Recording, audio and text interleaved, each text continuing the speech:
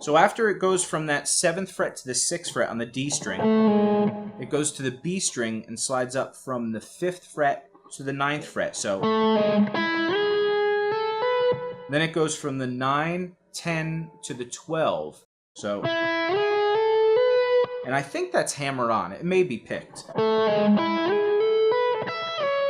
Then it goes to the 12th fret on the E string and slides down to the 9th fret. So that whole thing is.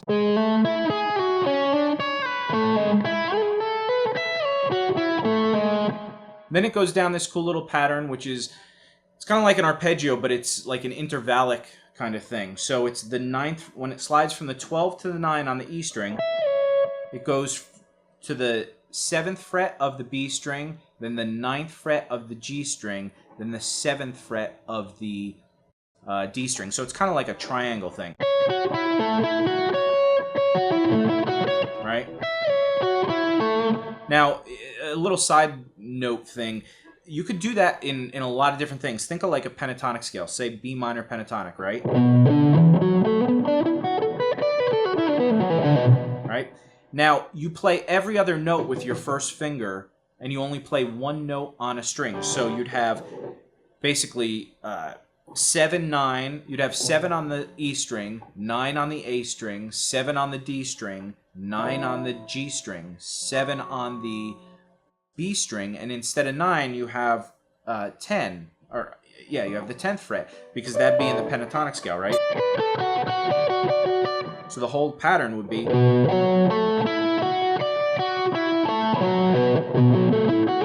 Right? It's a really cool little pattern to kind of get your head around and start experimenting with. So anyway, so that whole thing.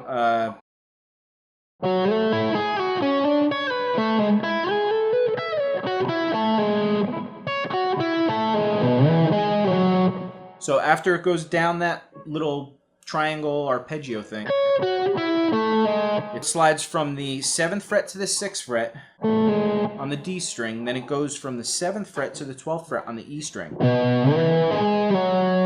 Then it goes from the 11th fret to the 9th fret on the A string. Then it goes to the 11th fret on the D string. And again, you see a lot of these 5th interval shapes, right? Then it skips to the B string and plays the 9th to the 10th fret. So you have. Then it slides from the 10th fret, all on the B string. 10th fret, 7th fret, and then you play the first finger on the 5th fret. So that whole thing is.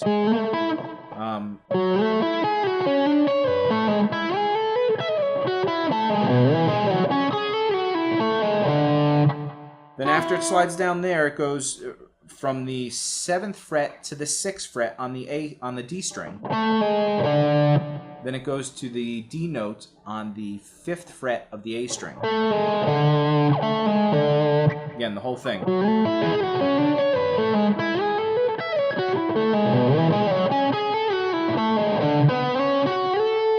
Then you have this from the 4th fret of the G string sliding up to the 6th fret, and you play a 4th interval. You go to the B string on the 7th fret. So that whole thing is.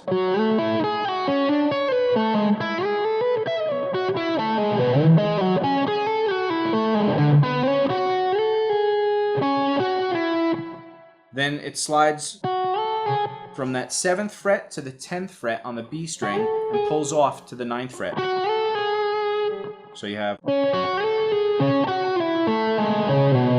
So at that point, when you slide up here and you pull off, you go down, you skip a string, you go to the D string of the 11th fret, then the G string of 11th fret, and you slide down to the 9th fret on that G string. So that thing is. Then you go 7th fret, slide down to 6th fret on the D string. Then you go skip a string with your pinky, and you go from the 9th fret to the 7th fret on the E string. So that whole thing is.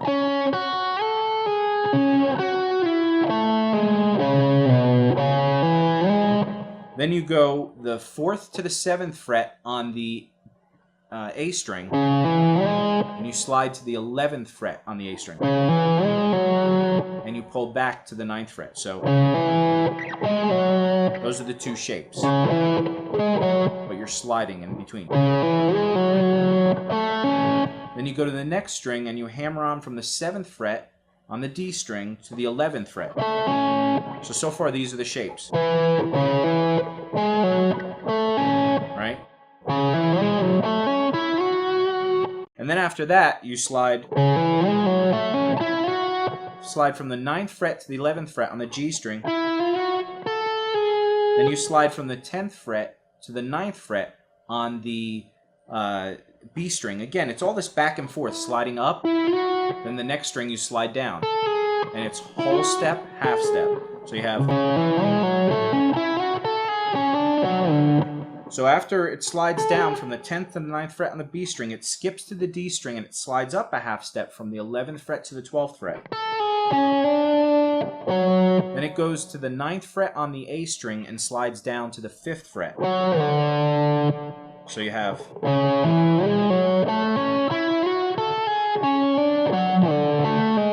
Then it slides again a half step from the 7th fret to the 6th fret on the D string. Then it goes from the 7th fret to the 5th fret on the A string.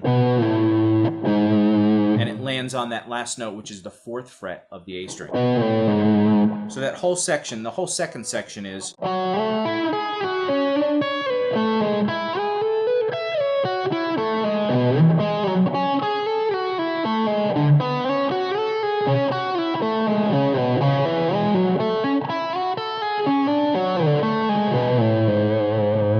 And I'll do it a little faster, but in fact the tempo is really not that fast, but I'll do it a little faster.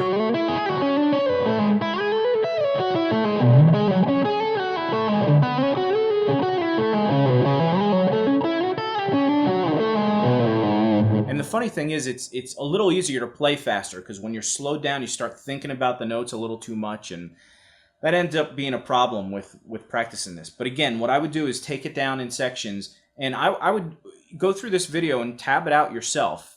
We'll probably end up putting the tab up, and if we do, we'll put a link to it down in the description. But what I would suggest is, again, tab this out yourself as you're watching this, so as you write down the notes, you're really getting your brain to see it, as opposed to just being handed tab and reading it. And it's a little easier to absorb when you're really connected with it by hearing it maybe through this video and then writing it down and seeing it. And now you start connecting it to your fingers and everything. So a little piece of advice. Now what we're going to do is we are going to get into the solo. And we're going to go through the solo really quickly. This was a little harder to go through because there's just so many 16th notes, one after another. And there's no real phrasing. It's just like a bullet stream of notes.